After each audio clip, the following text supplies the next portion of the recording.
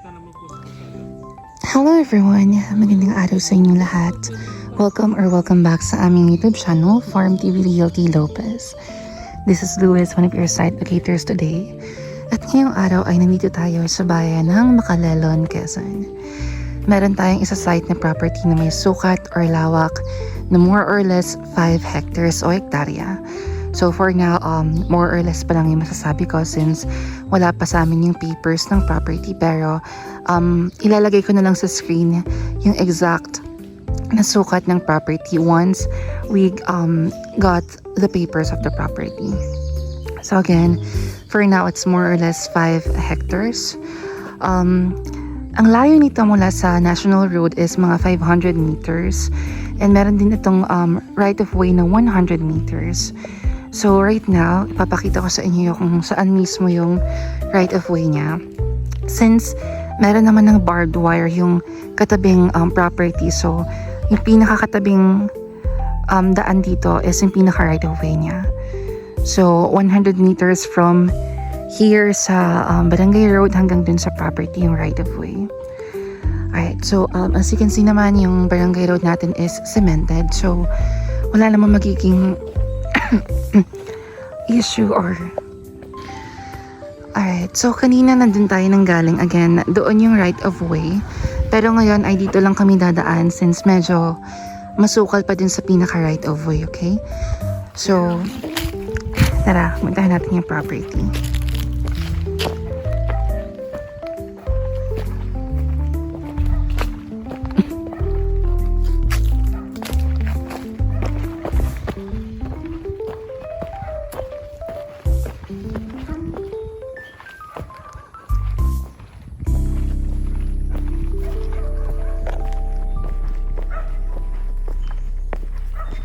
Alright, itong dinadaanan natin ngayon is hindi ito yung right of way, guys. Bale, papakita ko lang ngayon kung saan pwedeng dumaan since again, yung right of way is medyo may pagkamasukal pa.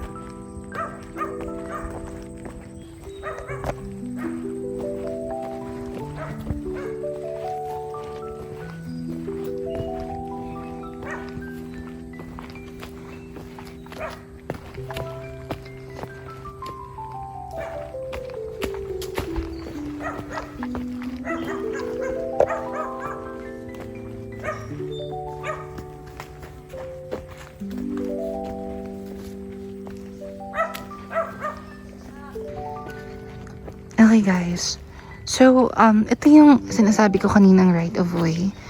Bale, again, dun tayo nang galing sa may kalsada. And ito yung pinaka right of way niya. Like as you can see naman, yung katabing property is may barbed wire. So, alam naman kung alin yung pagitan dyan. Alright, ganito yung right of way natin. And then yung property is magsa-start doon. So, tara, puntahan natin. Meron ditong mga more or less 250 na puno ng niyog. Meron din daw mga mangga, puno ng mangga, langka, saging.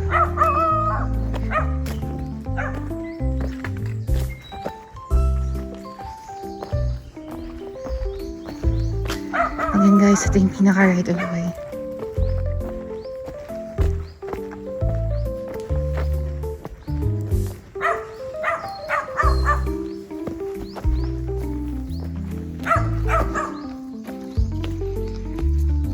So, dito naman sa starting property. Diyan.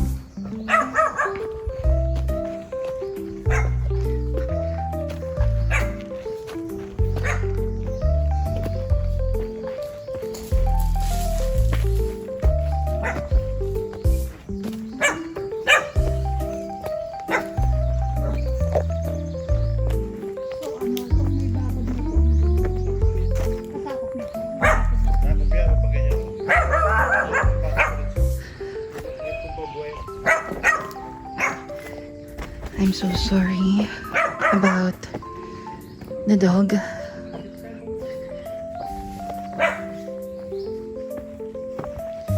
Ganito yung itsura ng lupa. Medyo like natuyong putik yung itsura niya.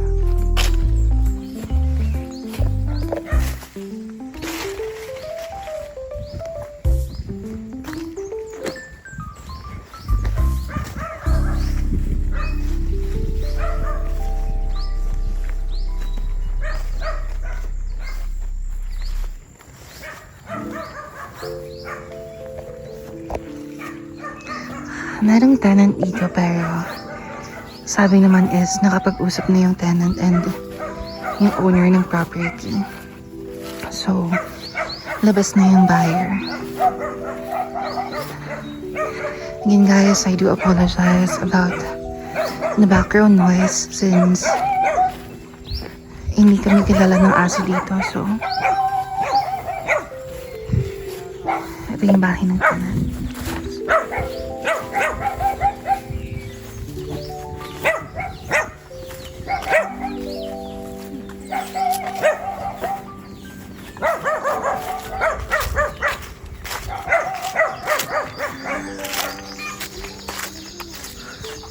Ayan yung mangga.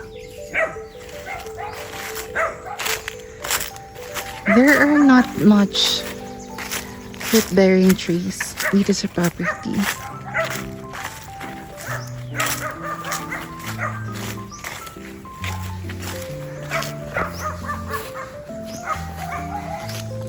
Parang meron ding mahogany. Ayan, may mga mahogany.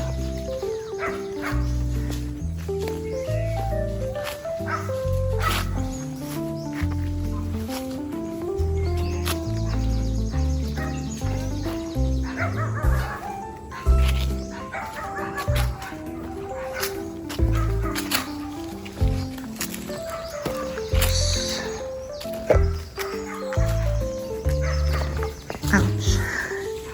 Kanina pa ako nagtatalisod. Anyway, ito yung, ayan, mahogany. Meron din ditong mahogany. I'm not sure kung ilang puno ng mahogany ang meron dito pero ayan, may mga ilang puno ng mahogany. Ayan. Medyo may katabaan na rin yung mga puno ng mahogany. Hindi naman sila like sobrang bata.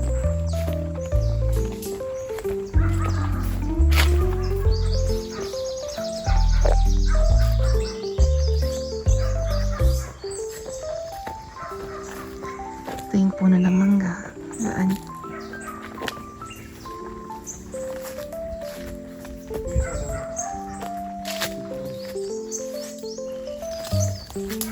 Ito yung isang muhon po, no?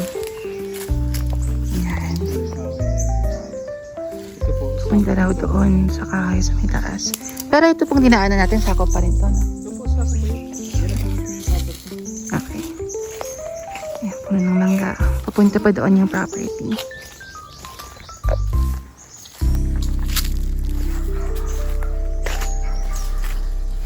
Sayang at hindi pa season ng mangga.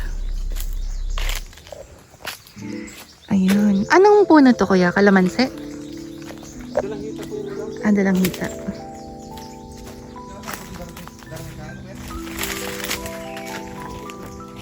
Yes sir, sa kamay. Ayan, merong dalanghita. Ayan, puno na yan. I don't know kung mga ilang puno pero so far, meron pa rin sa part na yun, mga dalanghita. I think mga mga 5 or more than 5 actually.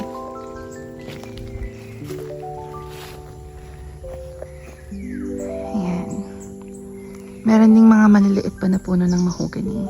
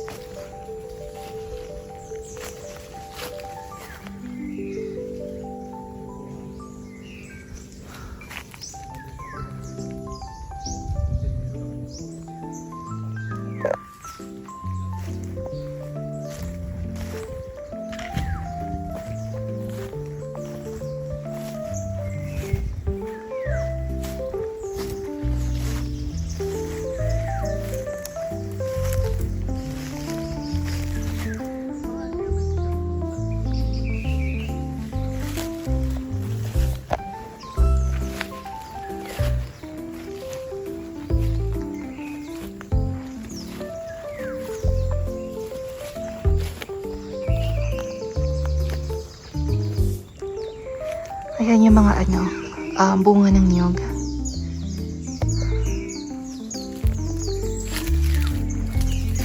I love the sound of the birds chirping.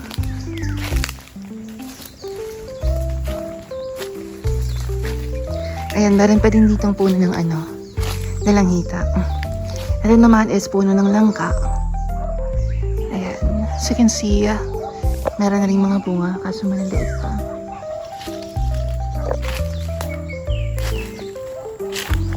Ayan yung mga niyog.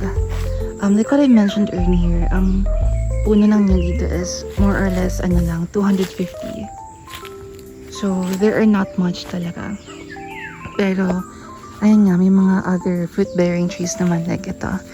Nalanghita, mangga, saging langka.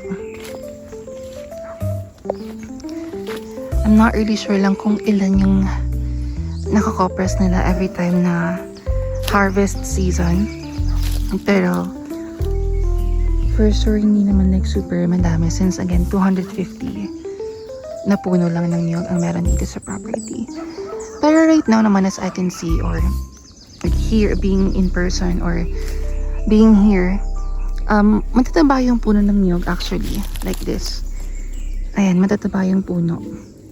And magaganda sila mamunga. I'm not really sure if kita kasi medyo silhouette na yung puno, pero matataba yung puno niya and magaganda yung bunga. Ayan.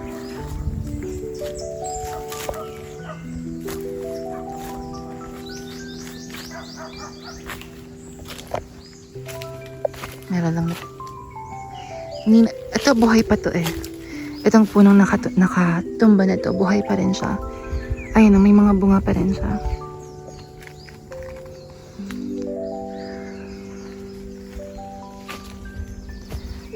Alright guys, again, thank you so much sa patuloy na panonood sa aming mga vlogs.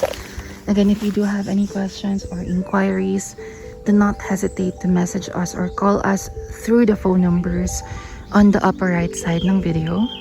Again, this is Lewis, one of your site locators today. Thank you so much and see you on our next vlogs. Bye!